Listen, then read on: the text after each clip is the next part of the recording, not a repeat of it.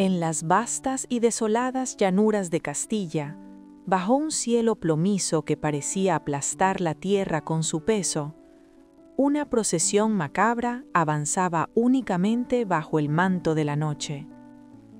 No eran espectros, aunque lo parecían. Eran nobles, soldados y sirvientes que, portando antorchas temblorosas, escoltaban un carruaje fúnebre envuelto en terciopelo negro. En el centro de esta marcha fúnebre caminaba una mujer, una reina cuyos ojos reflejaban un abismo de dolor y una determinación que rozaba la locura. Ella no permitía que nadie se acercara al ataúd, salvo ella misma, convencida de que su amado esposo, cuyo cuerpo yacía en descomposición, simplemente dormía o estaba a punto de despertar.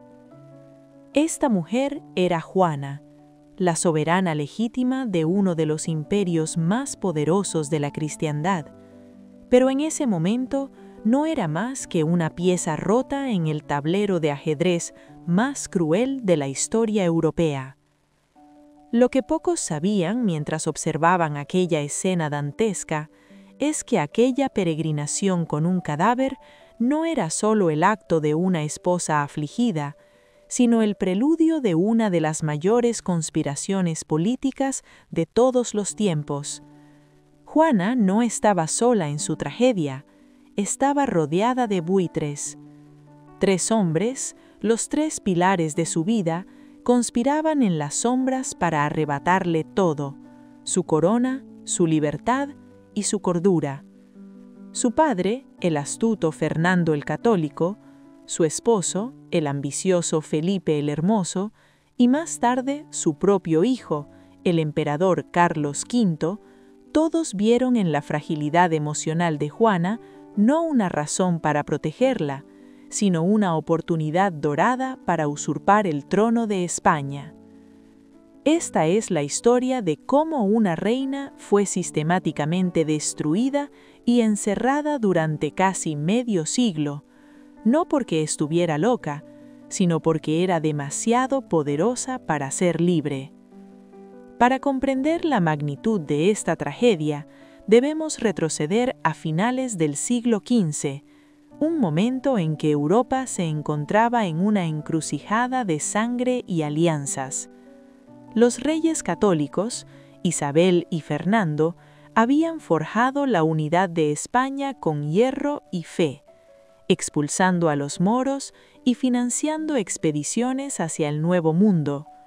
Sin embargo, su mayor proyecto no era solo territorial, sino dinástico. Utilizaban a sus hijos como moneda de cambio política para aislar a su gran enemiga, Francia. En este contexto de alta tensión geopolítica, la infanta Juana, una joven inteligente, culta y melancólica, fue enviada a Flandes para casarse con el archiduque Felipe de Austria, conocido como el Hermoso. No fue un matrimonio por amor, fue un tratado firmado con carne y sangre. Pero el destino, siempre caprichoso, hizo que Juana se enamorara perdidamente de aquel hombre vanidoso y seductor, un error que marcaría el inicio de su perdición. Si disfrutas de estas historias sobre intrigas reales y el lado oscuro de la historia, este es el momento para darle me gusta al video y suscribirte al canal. Tu apoyo nos permite seguir desenterrando los secretos que la historia oficial intentó ocultar. Flandes era un mundo muy diferente a la austera corte castellana. Era un lugar de excesos, lujos y libertinaje, y Felipe era la encarnación de ese espíritu. Al principio, la pasión entre ambos fue intensa, casi volcánica, pero pronto la realidad política y personal comenzó a erosionar la mente de Juana. Felipe, ansioso de poder y placer, no tardó en descuidar a su esposa, humillándola públicamente con una sucesión interminable de amantes. Juana, lejos de su hogar, y aislada en una corte extranjera que le era hostil, comenzó a mostrar signos de unos celos devastadores. No eran celos infundados, sino la reacción desesperada de una mujer que veía cómo el único vínculo emocional que tenía se desmoronaba. Cada rumor de infidelidad era una puñalada. Cada noche que Felipe no regresaba a su lecho, una tortura. La situación dio un giro dramático y fatal con la muerte de sus hermanos mayores y finalmente el fallecimiento de su madre, la gran reina Isabel la Católica, en 1504. De repente, la segundona, la hija que nunca fue educada para gobernar, se convirtió en la reina de Castilla, la joya más preciada de la península ibérica. Y aquí comenzó el verdadero Juego de Tronos. Isabel, en su lecho de muerte, había dejado estipulado que Juana sería la reina, pero conocedora de la inestabilidad de su hija, nombró a su esposo Fernando en regente en caso de que Juana no pudiera gobernar. Esa cláusula fue la sentencia de la joven reina.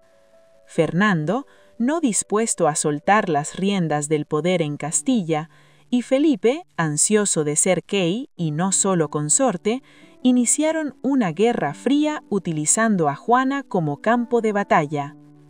La narrativa oficial comenzó a cambiar sutilmente. En las cartas que enviaban a las cortes europeas, tanto su padre como su esposo empezaron a sembrar la duda sobre la salud mental de la reina. Describían sus ataques de ira, su negativa a comer o a bañarse y sus gritos en la noche como pruebas irrefutables de que estaba incapacitada para llevar la corona. Pero, ¿era maluca o era la desesperación de una mujer acorralada? Felipe el Hermoso, en un acto de crueldad política sin precedentes, llegó a aliarse con su suegro Fernando en la Concordia de Villafáfila, donde acordaron declarar a Juana incapaz y repartirse el poder. Sin embargo, la ambición de Felipe no tenía límites y pronto expulsó a Fernando de Castilla, quedándose con todo el reinado y manteniendo a Juana prácticamente secuestrada en sus propios palacios.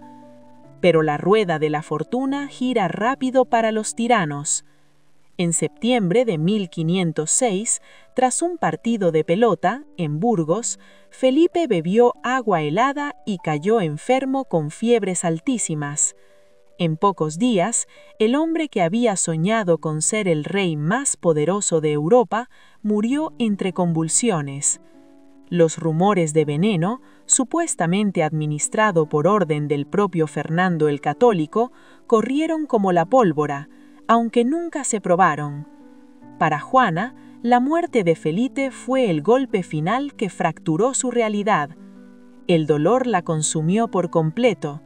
Se negó a separarse del cuerpo, prohibió que ninguna otra mujer se acercara al cadáver por celos póstumos y ordenó embalsamarlo para llevarlo consigo a Granada, donde deseaba enterrarlo junto a sus antepasados. Entonces comenzó aquel viaje espectral por los campos de Castilla. Juana viajaba de noche, iluminada por antorchas, deteniéndose en lugares remotos, abriendo el ataúd para besar los pies de su esposo muerto.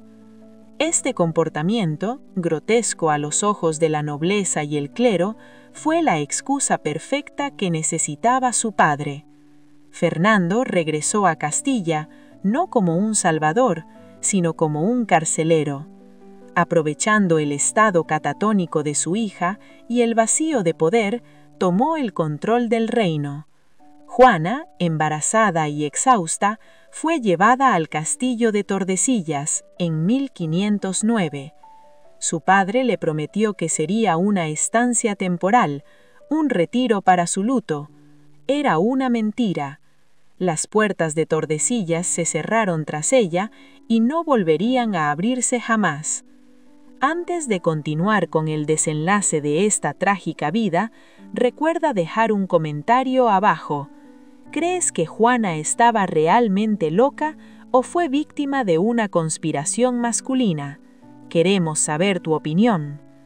El encierro de Juana I de Castilla es uno de los capítulos más oscuros de la historia real. No fue una prisión dorada, fue una tortura que duró 46 años. Fernando dio órdenes estrictas a los guardianes, los marqueses de Denia, de que la reina no debía ser vista por nadie. Se le negó información sobre el exterior, se le privó de lujos, y en ocasiones se usó la violencia física para obligarla a cumplir con los sacramentos religiosos cuando su depresión le impedía moverse.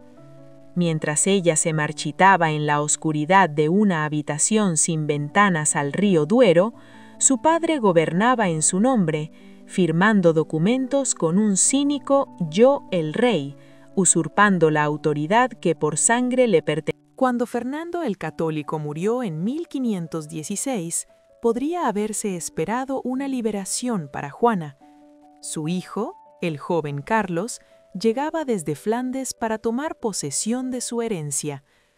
Carlos, quien se convertiría en el emperador Carlos V, el hombre más poderoso del mundo conocido, visitó a su madre en Tordesillas. Pero el encuentro no fue el de un hijo rescatando a su madre. Carlos vio lo mismo que su abuelo y su padre, una mujer cuyo título amenazaba su propio poder absoluto. Si reconocía que Juana estaba cuerda, él no sería rey, sino solo regente. La decisión del emperador fue fría y pragmática. Su madre debía permanecer encerrada, y la leyenda de su locura debía ser mantenida a toda costa. Los años pasaron y se convirtieron en décadas. Juana envejecía en soledad, vestida con harapos negros, durmiendo en el suelo y hablando con las sombras de un pasado que ya no existía. Hubo un breve momento de esperanza durante la revuelta de las comunidades de Castilla, cuando los rebeldes tomaron Tordesillas y trataron de restituirle su poder legítimo.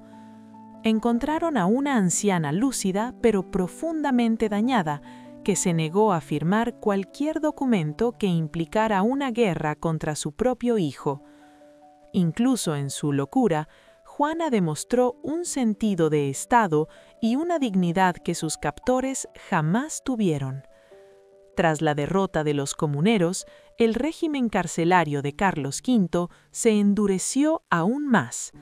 La reina fue tapiada literalmente en sus aposentos, sin luz natural, viviendo en condiciones infrahumanas hasta que su cuerpo y su mente no pudieron resistir más. El Viernes Santo de 1555, tras casi medio siglo de confinamiento, la reina Juana I de Castilla exhaló su último suspiro. Tenía 75 años.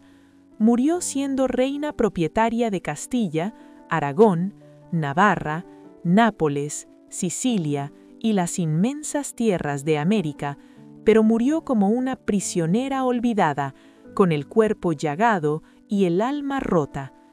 Su legado, sin embargo, fue monumental. De su vientre nació la dinastía de los Habsburgo, que dominaría Europa durante 2 siglos. A través de su sufrimiento se cimentó el imperio español, donde nunca se ponía el sol. La historia la apodó La Loca, un epíteto cruel diseñado por los hombres que la temían para deslegitimar su poder. Pero al mirar atrás, a través de la niebla de los siglos, no vemos solo a una demente, sino a una víctima suprema de la razón de Estado, una mujer traicionada por su padre, su esposo y su hijo, sacrificada en el altar de la política para que otros pudieran reinar. Juana de Castilla no perdió la razón simplemente por amor, perdió la libertad por ser reina. Su fantasma aún recorre los pasillos de la historia, recordándonos que, en el Juego de Tronos, la verdad es la primera víctima y la corona a veces es una jaula de oro y sangre. Si te ha impactado la trágica historia de la reina Juana, No olvides suscribirte y activar la campana para no perderte nuestro próximo documental sobre los secretos más oscuros de la realeza. La historia está llena de sombras y aquí las iluminaremos todas.